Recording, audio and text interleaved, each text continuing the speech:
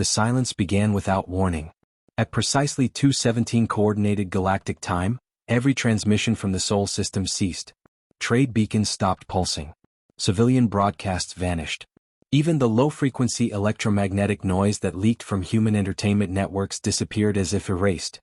Across observatories and listening stations, analysts repeated the same verification procedures, and each result confirmed the impossible. Earth had not fallen quiet by accident.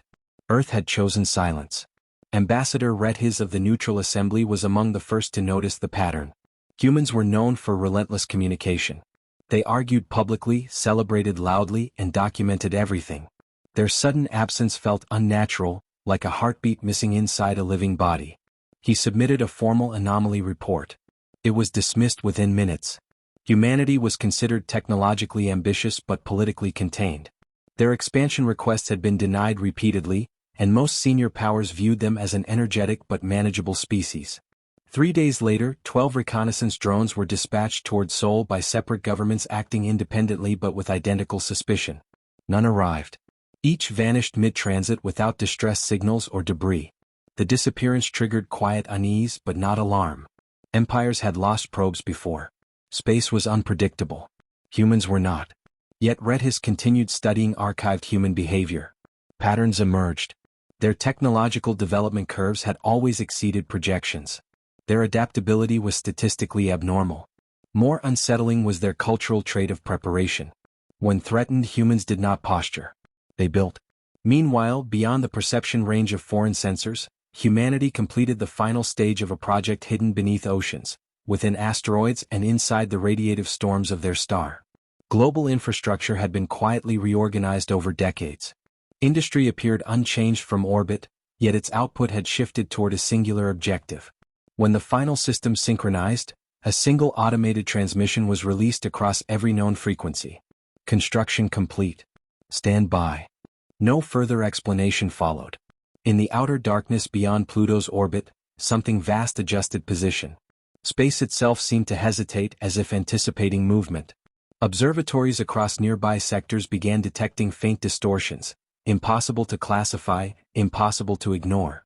Ambassador Redhis stared at the silent Sol system and understood something the others had not.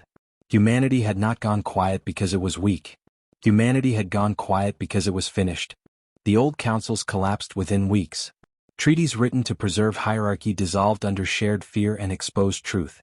In their place rose a new accord, loud, inefficient, and painfully fair. Every species received one voice. No exceptions.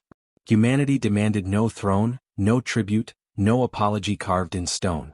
Its fleet withdrew to neutral space not as rulers but as witnesses.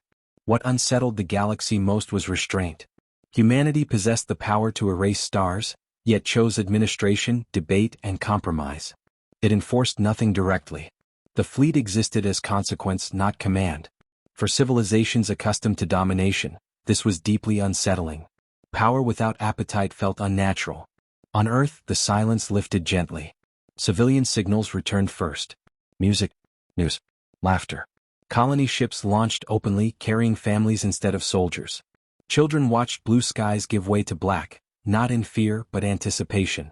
Humanity expanded at last, not as an empire but as a people allowed to breathe. Those who had once planned Earth's conquest studied humans closely now, searching for weakness. They found something worse. Humans remembered everything but carried no hunger for revenge. Their strength had been forged to protect ordinary moments, not to rule extraordinary ones. Former enemies changed. Soldiers returned from exile quieter, reflective. Leaders resigned. Books were written with trembling honesty. The galaxy slowed, forced to reconsider assumptions older than its stars. Above Earth, 500,000 warships maintained their vigil, unseen by most but always present. Below them, teachers taught, farmers planted, artists created, and children argued over games they would soon forget. Humanity had not become gods. It had become a boundary. An alien ambassador once asked why humans had built weapons capable of undoing reality itself. The answer was simple. Because someone else would have, eventually. At sunset, waves rolled against familiar shores. A child offered an off-world visitor a hand and a smile, inviting them to see tide pools and tiny crabs that pinched too hard. Above them, unimaginable power slept in orbit, silent and patient. The galaxy understood then. Humanity's greatest weapon was not its fleet, its science, or its discipline. It was the choice to build all of it so children could laugh without knowing why they were safe. And because of that choice, the universe learned a new rule it would never forget again. Never cage a species that builds quietly and waits. Silence is not surrender, it is preparation. Always. 15 years before the silence, a clandestine assembly convened beneath Earth's Pacific seabed. Leaders from every nation attended without record or announcement. Intelligence had confirmed an unavoidable future. Multiple interstellar powers had drafted contingency plans for humanity's subjugation. Diplomatic containment had merely delayed direct intervention. Survival required a transformation no civilization had attempted. Project Aegis was authorized unanimously. Its objective was simple in description and impossible in scale. Humanity would construct a defensive capability sufficient to deter any known power simultaneously. The project demanded secrecy beyond precedent. Public society would continue normally while the species' industrial capacity redirected underground. Dr. Elena Soraya led development. Using obsolete technologies gifted by foreign powers, her teams deconstructed and improved designs at fundamental levels. Faster-than-light drives were replaced by fold displacement systems capable of instant spatial translation. Defensive plating manipulated localized gravity fields to disperse incoming force. Communication networks linked every vessel through quantum synchronization, eliminating delay entirely. Autonomous shipyards multiplied across hidden environments. Beneath oceans, assembly structures expanded within excavated trenches. Within the asteroid belt, hollowed bodies housed fabrication arrays. Solar orbital facilities harvested stellar energy directly. Construction accelerated exponentially. Ships built ships. Systems built systems. The arsenal's most controversial component was the entropy cascade emitter. It did not explode targets. It advanced their natural decay to completion. Matter simply aged into dust. Soraya opposed its creation but approved it after reviewing extinction projections. Humanity did not pursue conquest. Humanity pursued permanence. When production concluded, the fleet numbered 500,000 warships.